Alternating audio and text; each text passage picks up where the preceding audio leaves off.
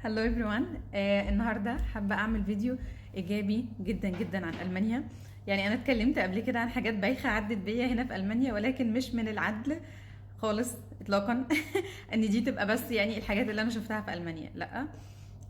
انا حابه اقول برضو ايه الحاجات الايجابيه و تبقى عارف ايه الحاجات الايجابيه وايه الحاجات السلبيه. ومش من العيب ابدا ان انت تنتقد وتشوف حاجه آم، آه، ت- تنتقدها بشكل ايجابي. يعني النقد في النهايه عشان الواحد نفسه يعيش هنا بحياة بشكل افضل، نفسه يعيش مع الناس بطريقه اريح نفسيا، يبقى رايح شغله وهو مبسوط ويبقى راجع وهو مرتاح. فالنهارده فيديو ايجابي تماما، هنتكلم عن ظروف المعيشه في المانيا. اوكي، فخلينا نبتدي. اول حاجه بالنسبه لي كانت يعني من الحاجات اللي انا بجد يعني بقدرها جدا جدا هنا، هي الشغل هنا في جدية، في التزام، في مسؤولية. ف you have to be responsible, you have to be committed, you have to be disciplined. والديسيبلين هنا اللي هو الالتزام، وان انت تبقى بتعمل شغلك على اكمل وجه، وعارف التزاماتك ايه وعارف مسؤولياتك ايه. من الحاجات اللي ما فيهاش هزار. يعني معروف جدا عن الالمان، الحاجه الايجابيه المعروفه عن الالمان ان هم بيشتغلوا كتير، ان هم ناس جد جدا، ان هم في شغلهم فعلا بياخدوه على محمل جد، وما فيهوش استهتار او ما فيهوش فالشغل في المانيا ليه ميزه كبيره جدا. ليه؟ لانك بتتعلم كل الحاجات دي غصب عنك، بتدخل جوه السيستم بتاعهم، فبتعمل الحاجات دي مع نفسك بقى. خلاص بتبقى اوتوماتيك، اوتو بايلوت.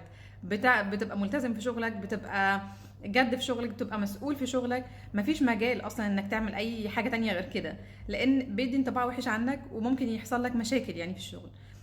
ومن الحاجه التانية الكويسه اللي هنا ان محدش بيبقى راقب عليك طول الوقت، بيجي يعني ستريس طول الوقت. ها عملت ايه؟ ها بتشتغل ايه؟ ها عملت ايه النهارده؟ هتعمل ايه بكره؟ ما فيش الكلام ده قوي، ولكن الموضوع بيبقى ريجوليتد اكتر بطريقه بروفيشنال. ان بيكون في ميتينجز مثلا على ريجولار بيسز، كل مثلا اسبوع مره او في الاسبوعين مرتين، على حسب كل مكان بيعملوا الميتينجز دي قد ايه. وبيطلب منك تاسك معينه، وبيبقى ليها ديدلاين. يعني مثلا بيقول لك التاسك دي ممكن تخلص الاسبوع اللي جاي، او انت شايف ايه. وساعات ممكن يسالك اصلا دي ممكن تخلص في قد ايه. فنظام الشغل هنا مريح، مفيش حد بيضغطك، مفيش حد بيجي يقول لك اعمل لي ده النهارده. لا، في المانيا مفيش الكلام ده خالص خالص خالص. الناس هنا بجد بتاخد وقتها جدا في الشغل، وبتدي وقت للشخص اللي قدامها ان هو يعمل الحاجه دي ويخلصها. وموضوع بجد ما فيهوش اي ستريس. دي اول حاجه. في نظام الشغل هنا كمان في نظام ال8 ساعات. انت مش مطلوب منك انك تقعد في الشغل اكتر من 8 ساعات. 8 ساعات عامه ده الستاندر، ده الحاجه، ده الوقت اللي انت يعني مرتبك بيدفع على اساسه. ومش مطلوب منك تقعد اي وقت زياده. ولو قعدت وقت زياده المفروض تطلب اوفر تايم، المفروض تطلب حاجه اسمها نخت سالونج، اللي هو فلوس 8 الساعات او الوقت اللي انت قعدته ده. يعني لو هتمشيها رسمي، لو انت قاعد يعني بتعمل حاجه خاصه بالشغل، غالبا بتجي paid. اللي انا كنت بعمله لما جيت أو يعني في الاول خالص ما كنتش اعرف بقى الموضوع ده. فانا كنت شغاله وانا بعمل الدكتوراه بتاعتي في تيم كله انترناشونال، ما كانش فيه حد الماني غير يمكن واحد او اتنين. تقريبا واحد، فرد واحد بس اللي كان الماني، الباقي كله انترناشونال.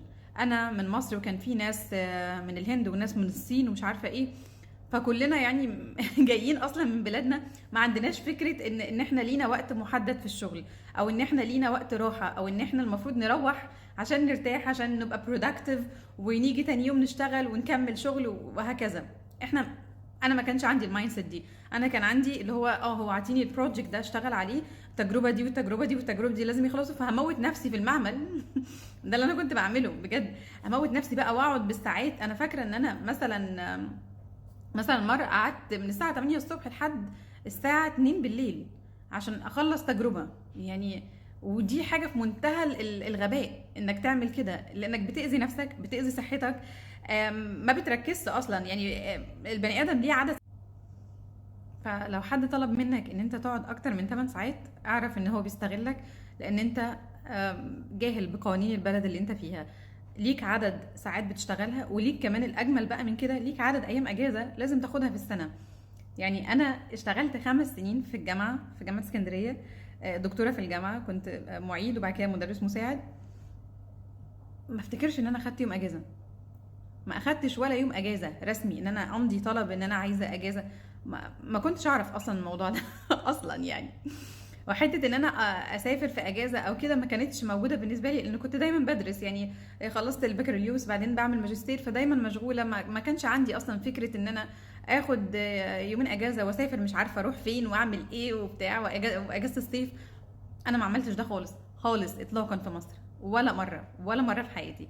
ولكن هنا في المانيا حق الراحه بقى، ليك حق الراحه وليك حق الاجازه، وليك انك تاخد 30 يوم في السنه يعني ب working weeks، حوالي 6 اسابيع او 5 اسابيع.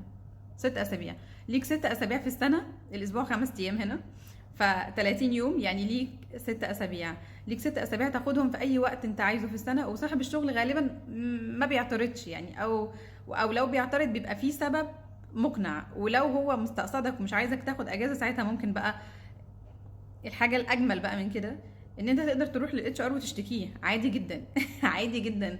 هنا الناس ليها حق، انت طالما بتشتغل انت بتخضع لقانون العمل الالماني، فليك حق ان انت ما تكونش مضطهد، ليك حق ان انت ما يكونش في حد بيستغلك، ليك حق ان انت ما يكونش حد